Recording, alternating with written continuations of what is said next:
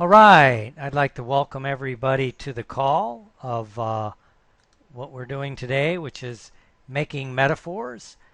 Should be a very fun, interesting call. It's going to be a fast call. Um, so I'd like to thank everyone. And I think there was some confusion over the time. I apologize for that. But we'll get this cooking and I'll get it posted relatively quickly. Um, Really quickly, as I check one last thing as we get started, um, I would like everyone to uh, just sit back, relax, and this is mainly a experiential webinar. We'll talk a little bit about a few things, um, but mostly, you know, um, mostly have some fun with it. So again, I apologize about, I think there was a time mess up on my part. Uh, but let's get started. Again, this is making metaphors, and we're going to have some fun with it. So let's just get started. When you think about this, what would happen if you easily understood how to develop a metaphor? Could plot out what you want the metaphor to accomplish. In other words, I hear a lot about people using metaphors or developing therapeutic metaphors, but not quite thinking it through. What would happen if you really knew how to break it down and understood how to deliver it? Right? So this opens up the possibilities because human beings do two things, right? This is a quote from Rushdie, right? Which is human beings, you see, do absolutely two primary things. We see like and unlike. Like becomes in literature simile and metaphor. Unlike becomes uniqueness and difference, from which I believe a novel is born. But I like to also think, that we do see like and unlike. I talk about this a lot in my NLP trainings, that we notice differences, but we're drawn towards similarities. And, but again, why do we want to do metaphors? And what is a metaphor, right?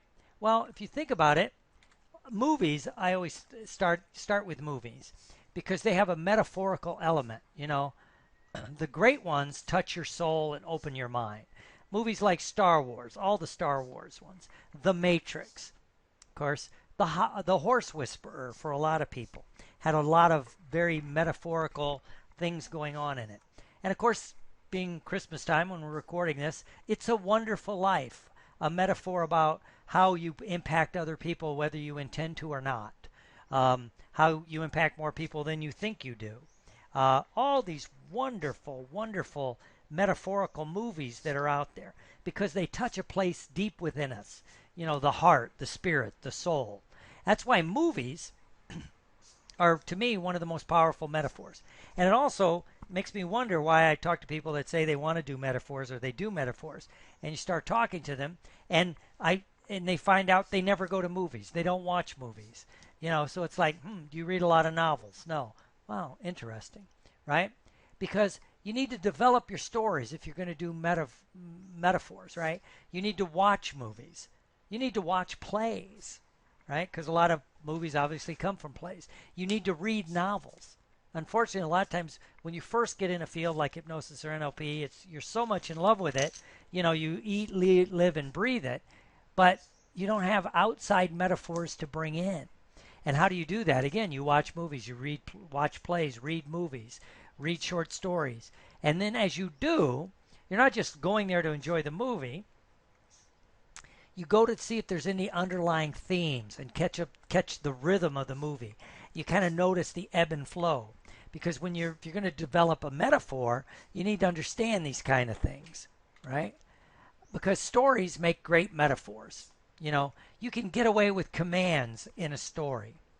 You can give direct commands and bury it in your story. Because the great thing about a story is you're using for therapy, there's no conscious conflict with it or within a command within the story because it's a story. So if you're using it and you're telling someone a story, wow, you can give direct commands, you can bring up points, and even though at one level they know it's directed to them, It's not challenging their conscious beliefs and attitudes, right? Because for a metaphor to work, it has to have certain elements. It has to have a goal. What's the goal of your metaphor? What's the goal of the story? Love will overcome. You know, success overcomes negatives, whatever it is. And of course, to do there, you need obstacles. You know, look at It's a Wonderful Life. You know, the goal is they want Jimmy Stewart's character, to realize, how much he's impacted other people. And of course, the obstacle is, the bad guy in the movie, Harry, or not Harry, but Mr. Potter. All of this wonderful stuff. There's obstacles in the weather and this and that, and how to do it. And then, of course, within the message, there's direct things, and then there's the indirect, whatever the story is. And look at like Star Wars. You have the goal, which is fulfilling your destiny. The obstacle is, of course, hidden agendas, things you don't know, people not telling you the truth, the hidden messages that's going on. So there's direct and indirect things going on. The good metaphors use all your senses: visual, auditory, kinesthetic, even if possible, olfactory and gustatory, right? Again, when you look at the movies, that they bring in a lot of the sensory-based stuff, right? And of course, the metaphor has to have a climax to it or a solution. What's the solution to the problem that, if it's the hero or the heroine, is having in the movie or in the story that you're telling? What lesson are they learning, right? Now, to do this, one of the reasons movies work so well, it's a split consciousness. One way to do it is the old, when you're talking to somebody, if you've never had this done, we can do it right now. It's really kind of cool, which is, right now, everyone, listen to me, but pay attention to your hands. Listen to me, but pay attention to your hands. Now, as you're listening to me, listen to the words and the rhythm, and think about what you want metaphors to do. But begin to notice that one hand is probably feeling cooler than the other. Or maybe one hand's feeling warmer. But continue listening to me, but put some of your attention on your hands. You may even notice that one hand is beginning to tingle. Now, it might be the hand that's warmer, or it may surprise you and be the hand that's cooler. But as you're listening to me and pay attention to your hands, you begin to realize that maybe one hand wants to lift a little bit, as the other hand wants to feel like it's glued to the table. As you're listening to me, and maybe pay attention to the screen as you're looking at this beautiful teal color on the screen with the greens and the black. And as you're doing this, you're paying attention to your hands. And then, now what begins to happen when we do that kind of thing is it causes a person's mind to split. It causes a split mind, right? Now, if you add layer in levels as you're doing this, as you're telling a story, it causes people the same kind of effect. They're paying attention to one thing, but then they're also listening to you and paying attention to something else. And of course, there's still the physical body going on, the physical things, right? And it can begin to change perspectives in it. One of the great things a metaphor will do is, wow, I never thought of it that way. Some of the movies get a little heavy-handed in it, as people would say, but they're causing a change in perspectives, right? And again, you can do it with there's a lot of ways to split attention. You can layer it. You can do layering. My brother's friend told someone who knew this other guy who experienced this wonderful thing. Now, as he experienced it, as you tell this kind of story, are they talking about my brother, his friend, the someone he told? You can't track that much information consciously. So you begin to just kind of escape, listen to the story. And if you're using, my brother's friend told me someone who knew someone who really experienced profound change by watching a movie, because the movie had bright colors and deep sound. And it was, what was the name of it? Oh, I think it was, and then you can then you can go into the movie. So are you telling about your brother, his friend, the someone who, or about the movie? Doesn't matter. People can't track that much information. So then, as you're telling the story, you can give direct commands about, improve your life, stop smoking, lose weight, eat better, right? So as you're thinking about that, you know what? That reminds me of a story. And stories of, there was a person I knew who was talking to their best friend who had a headache. And because their best friend had a headache, they really couldn't, concentrate on what was going on. So my friend told this person this story. And it was about the first cosmonaut that went into space. And if you could think about that, what would it be like to be the first person to ever do something no one else in the world has ever done? And think about that. What it would be like to do something no one else in the world, the history of the world, has ever done. There's no playbook to follow. They had some theory, they had some thought. But then again, think about that. Because how dangerous it was. A lot of they sent up dogs and monkeys into space. Some of them died. It's an inhospitable place. But the cosmonaut was really excited because he wanted to be the first to explore and to do something no one else has ever done. Much like you now sitting there listening to this, me telling the story of my friend talking to her friend about this story. You're the first person to experience this story from your viewpoint. What is your viewpoint? What would you like out of listening to this metaphor on metaphors? What would you like to accomplish? What would you like to accomplish? What would you like to really achieve from doing this? Do you want to tell therapeutic metaphors in a hypnosis practice? Do you have a specific person you like to develop a metaphor to and for? What is it you would like to accomplish? Much like the cosmonaut in our story being told by my friend to someone else who had a headache about what it was like. And the fear is they're strapped into this little capsule on the top of a huge rocket, which really, a rocket like that is nothing but a huge bomb.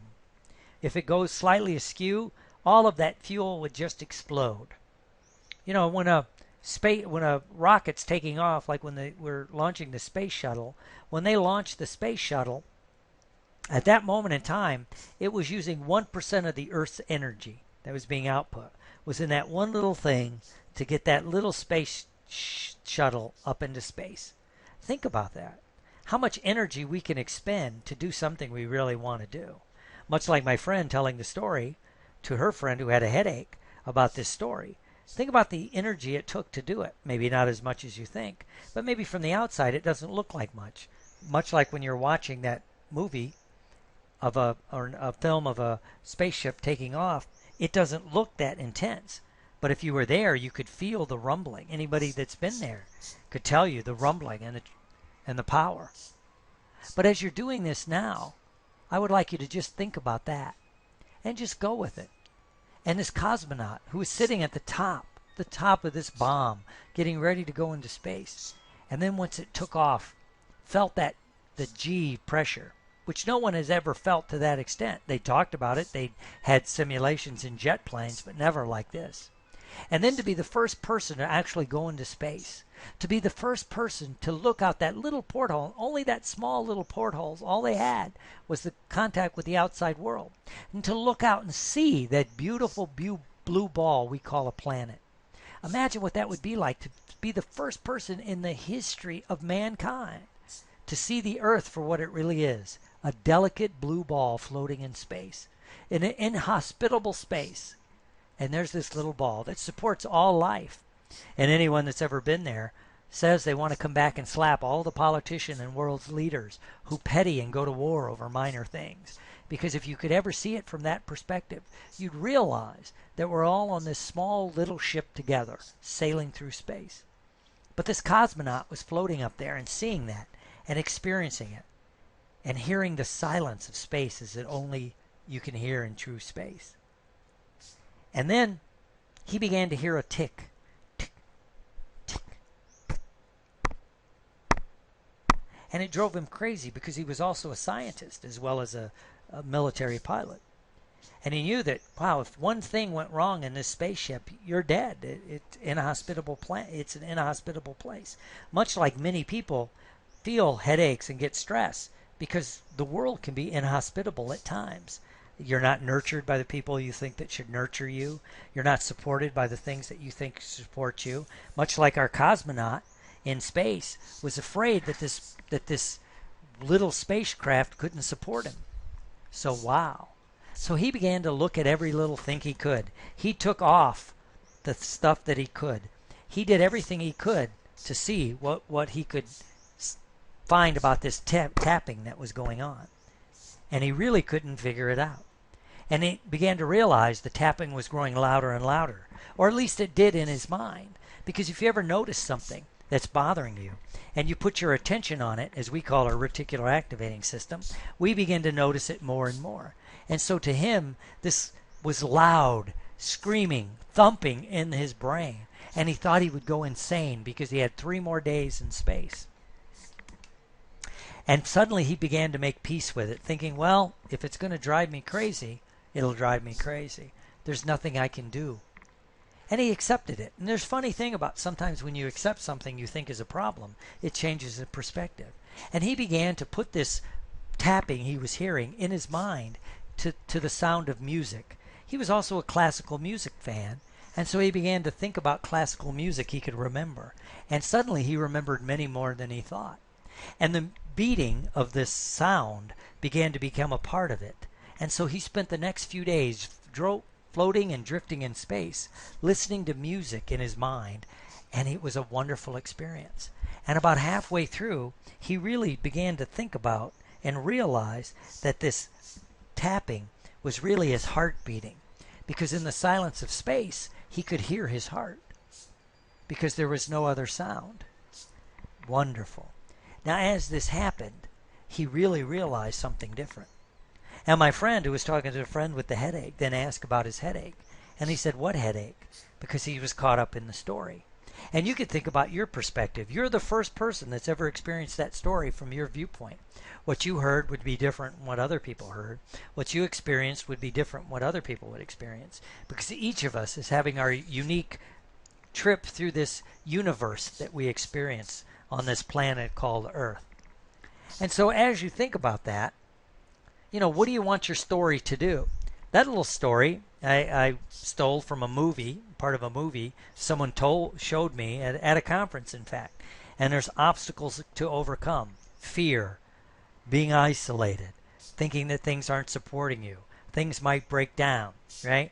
I use sensory language, what you hear, what you see, what you feel. I didn't get into it, the feeling as much as I could have, the rumbling of the aircraft as it was taking off, the total silence in space, the feeling of weightlessness that no one ever experienced to that experience like he did at that time. And then I could have implanted a lot of commands in there about relax, let go, focus. I put in a couple, but not too many. But you could think about it. So you have to work at it when you're doing these kind of metaphors. So how do you develop these making metaphors? Well, you have to watch movies, as I said. Read novels. Listen to others tell stories. Practice putting commands in the stories. And have patience as you're doing it. Right? That reminds me of another story. Some of you might have heard this story. And it's a story of a friend of mine. And he was a hunter and he liked to hunt. And one day he went duck hunting and he had a new dog that he got and he trained. It was a nice dog and he felt a special bonding with this dog. And he couldn't explain why, but have you ever had that experience where you had this really deep connection with someone who really helped you, and this dog seemed to really help him, and he really helped the dog, and he had that deep connection. And when you feel that deep connection and it just clicks in, maybe you feel it in your heart, maybe you feel it in your solar plexus, maybe down in your gut. But when you feel that connection now, you really realize it can happen. Anyway, he went duck hunting, and they're out in the boat in the duck blind. Finally, some ducks come over and takes his gun out. Boom, boom, and he finally gets a duck. Duck falls down in the water. He tells the dog, call him Rover, Rover. Dog jumps up, jumps out of the boat, walks across the water, picks up the duck, comes back, drops the duck in the bottom of the boat, and sits down. Now, my friend is fascinated, right? He can't believe what he just saw. He saw it with his eyes. He experienced it with his senses, but he didn't know if it was what he really experienced. So he had his doubts. Have you ever had doubts about what you see, what you feel, what you know happened? So again, another duck comes. Boom, he gets another duck. Dog does the exact same thing. Jumps out of the boat, walks across the water, picks up the duck, walks back across the water, drops the duck in the bottom of the boat, and sits down. Again, now my friend, rather than see the evidence that he saw with his eyes and felt with his senses, he chose to disagree with it or disavow it. Have you ever done that? Not believe what you see? Not trust your feelings? So anyway, they get another duck. He gets another duck. Same thing happens. So on the way home, now he's convinced he's crazy. It couldn't be what he saw, what he experienced. And a lot of times, many people think they're crazy, but really what they're denying is what they see, what they feel, what they hear. Maybe it is, but it's their perspective. But anyway, he had a neighbor who was one of those guys who could find fault with anything. And so he decided to take his neighbor with him on the next hunting trip. Because if anybody could figure out what was going on, his neighbor could. So they go hunting a couple weeks later, and they're out in the duck boat. And suddenly, boom, they get a duck. My friend looks, the dog jumps out, walks across the water, picks up the duck, comes back, repeats what he did before. My friend looks at his friend thinking, okay, you'll say something. You'll tell me. Friend doesn't say a word. Anyway, that day they get 3 ducks. Same thing. Each time my friend's waiting for the other guy to say something. Find fault. Break it down. Nothing. So finally, as they're driving home, just as they're turning into the driveway, my friend convinced he's crazy. He's going to drop these people off and go to the nut house because he knows he can't believe his senses. Anyway, just as they're turning in, his friend turns to him and goes, I know what's wrong with your dog. Your dog can't swim. A lot of people won't believe their senses. They won't believe what they see, what they hear, what they feel. Right? Now, really, that story, which is more of a humorous story, but you can put in direct commands. I put in the direct command in the metaphor about, people you like. Feel that connection now. And, well, you're talking to me, so hopefully that connection's to me. Right? And especially if I was doing that live, I would have added the motions with it. So, and I put in other things about trust your senses, trust what you see, trust what you feel, trust what you hear. I mean, to me, this is a fun little holiday call. I'm going to do a more intensive making metaphor call that you can listen to, that you can experience later. But this is one just for the holidays, for you to think about it, because the holidays in and of itself is a metaphorical time. There's love, there's the holidays, there's, being, the Christ child, which is a metaphor. There's all this wonderful stuff going on. So let's use that, right? Let's use that. And think about stories that you can do. Think about things that you can really begin to experience. So anyway, let's talk about Master NLP and Waking Hypnosis. As a lot of you know, it's our annual holiday sale. So you can save 50%. And so if you bought our Master's program, if you haven't already, you can upgrade when the new class is released sometime in 2014. I know it'll be ready by the NGH conference. So you could buy now and save, and then upgrade, as it says on the bottom, or audit the new classes in 2014 at the audit price, which is usually $175 to $225. So you could actually get the current course, review it if you haven't already, and then when the new one comes out, spend the upgrade price and still save a lot of money. So, I'm offering this as one of my holiday specials. So, order now. Go to nfnlp.com. You order today and save, or you can call our number that's on the website, www.nfnlp.com. And so, order now. Go to that website. Order the course if you haven't already, and then you can upgrade for free later on. Or I'm not sure if I'm going to make a totally separate course on metaphors and waking hypnosis. But if I do, the people that buy this current holiday sale time master course, you'll be able to upgrade into the standalone waking hypnosis making metaphor course for the audit price. So that's my offer to you. I wish everyone a happy holiday season. I'll be doing a couple more of these little webinars later on. So I shall talk to you later. Have a great day.